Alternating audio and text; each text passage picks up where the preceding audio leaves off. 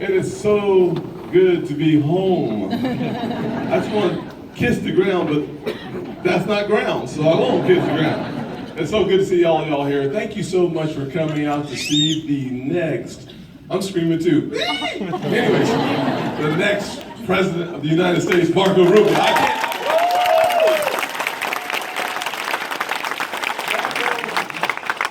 Marco, momentum is real.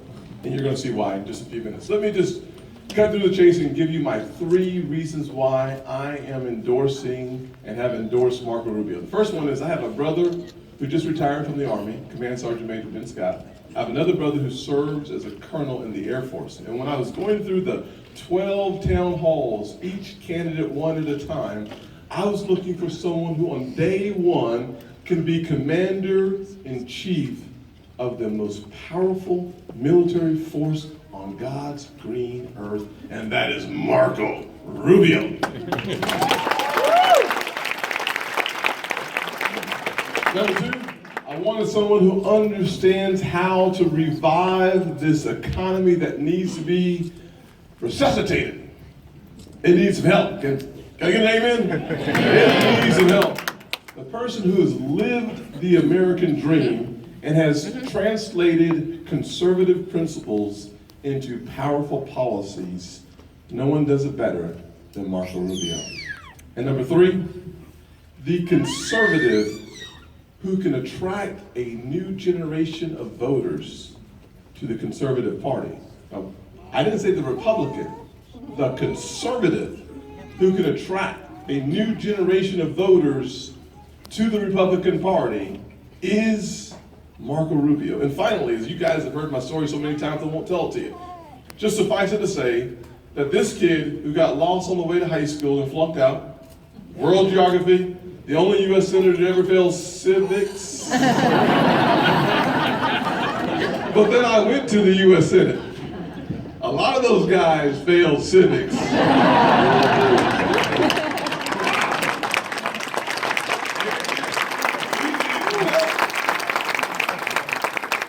As you know, I failed Spanish and English. When you fail Spanish and English, they don't call you bilingual.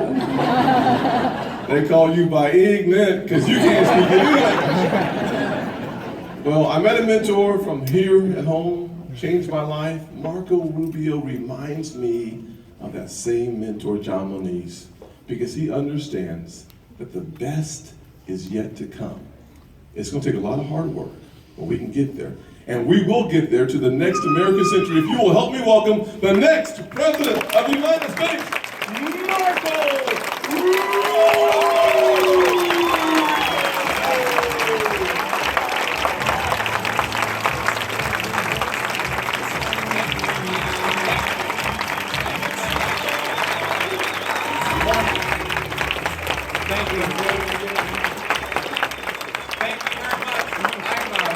Let me just start by saying how honored I am by Tim Scott's support.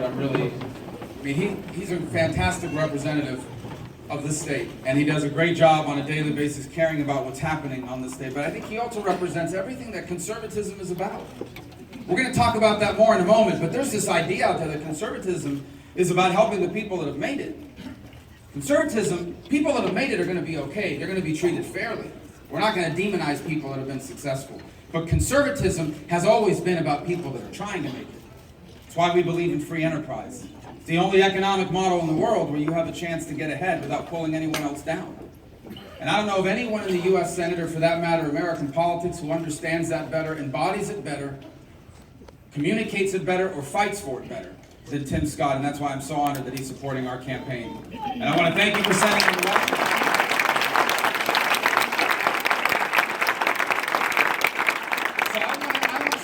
By leaving you with 2 propositions in your mind. Number 1, we're in a lot of trouble. This country is going through a terrible time.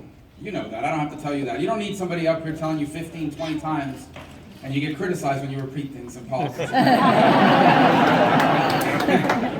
So, you don't need someone telling you over and over again how bad things are, because you feel it. You know it in your lives. Right? People living and working as hard as they can, but they're stuck living paycheck to paycheck. Small businesses are struggling. Big businesses may be prospering. We're weaker in the world. People respect America less. This morning you wake up to the news that China is putting missiles now and rockets in the South China Sea. They've built artificial islands, and now they're taking them over.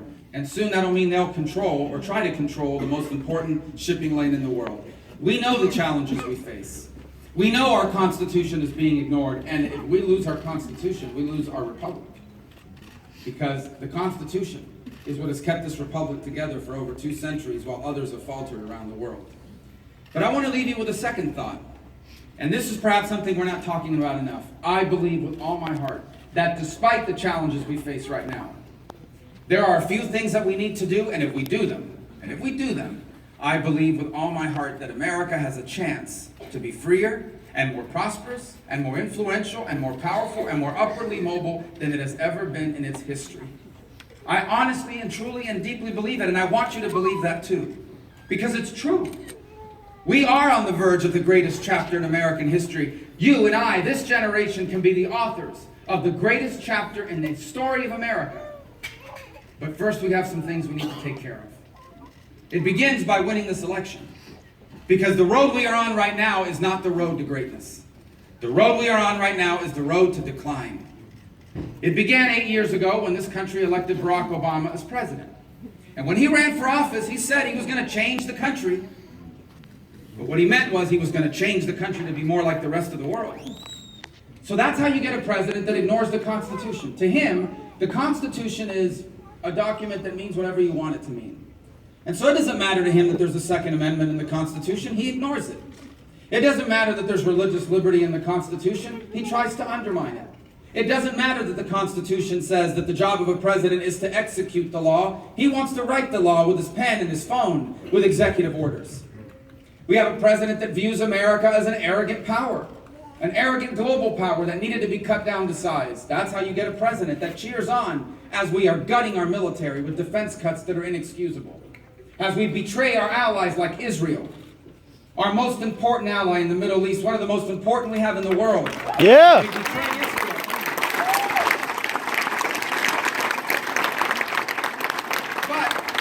But we cut a deal with Iran, and they're going to get $100 billion in sanctions. And so the direction we are headed now is not the direction of greatness, it is the direction of decline. And if we lose this election, here's what it means if we don't win. If we don't win, that means the next president of the United States will be named either Bernie Sanders or Hillary Clinton. That's right. Well, right. Yeah. That's right. I didn't realize I didn't like that. So, Bernie Sanders is a socialist. Now, usually in American politics, when you say about another politician or a candidate or something, you say, he's a socialist, she's a socialist, they deny it. Say, that's not true. You're smearing me. Bernie Sanders says it in his commercials. So I feel safe saying he's a socialist. He's a democratic socialist, not a communist, a democratic socialist. We don't want to be a socialist country. There are dozens and dozens of socialist countries all over the world. Literally, if you want to live in a socialist country, why don't you move to a socialist country? We want to be America. Amen.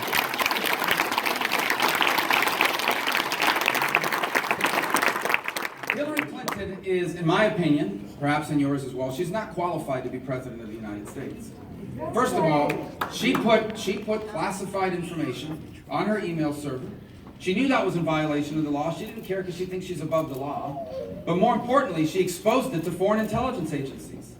She knows the Russians, the Chinese, the North Koreans, these people hack computers. She didn't care.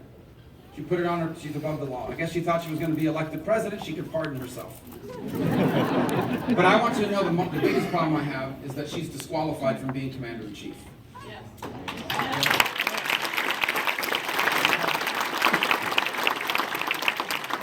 Disqualified from being commander-in-chief because she lied to the families of the people who lost their lives in Benghazi. She lied. She knew that that was a terrorist attack. She was telling people it was a terrorist attack, but not the families. And here's what I think and deeply believe. If you lie to the families of Americans who lost their lives in the service of our country, you can never be the commander-in-chief of the United States of America. Yeah.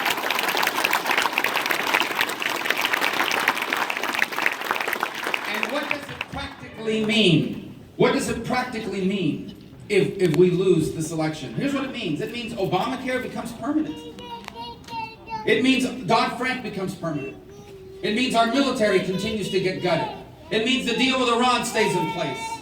It means the next Supreme Court justice will not be anything like Antonin Scalia. It'll be someone like the people Barack Obama has appointed over the last few years. And if that happens, the Constitution's in a lot of trouble. If we get 5 or 6 people on the Supreme Court who believe the Constitution is whatever you want it to mean, the Second Amendment's in a lot of trouble, religious liberty's in a lot of trouble, federalism, the balance of power between the states and the federal government is in a lot of trouble. This is serious. This is not a college football game. This is not a sport. The winner and the loser here matters. We cannot lose this election. We cannot lose this election.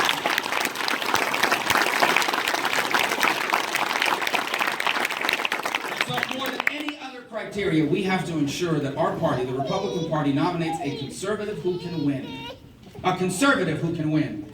Because in the past they've told us nominate so-and-so because they're not that conservative, but because they're not that conservative, they give us a better chance to win. We can't afford to do that anymore. That's not what we're going to do this time. We need a conservative that can win. I'm as conservative as anyone running in this race. And I have a 15-year record of turning conservatism into action that proves it. I didn't become a conservative 2.5 years ago. Okay?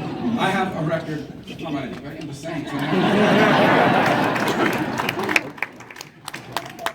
Well, I've only been public service has only been my full-time job for the last 5 years, but before that I was in the state legislature in Florida. It's 2 months out of the year, but I'm proud of my service. For example, there was a court case, let me just theoretically, I'm not saying this happens, but theoretically, for a moment, imagine if a developer decided they wanted to take private property away with using government to build a hotel or something like that. Just theoretically. I'm not saying that happens. After the Kelo decision in 2006, the Supreme Court said that's legal. A developer can use the power of government to take away your property because government thinks they'd rather have a hotel there instead of your house.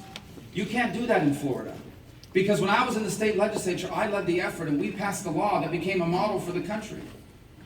In Florida, we have career academies, meaning we do vocational training. We are training people in high school to work as welders and plumbers and pipe fitters, so when they graduate, they can start working.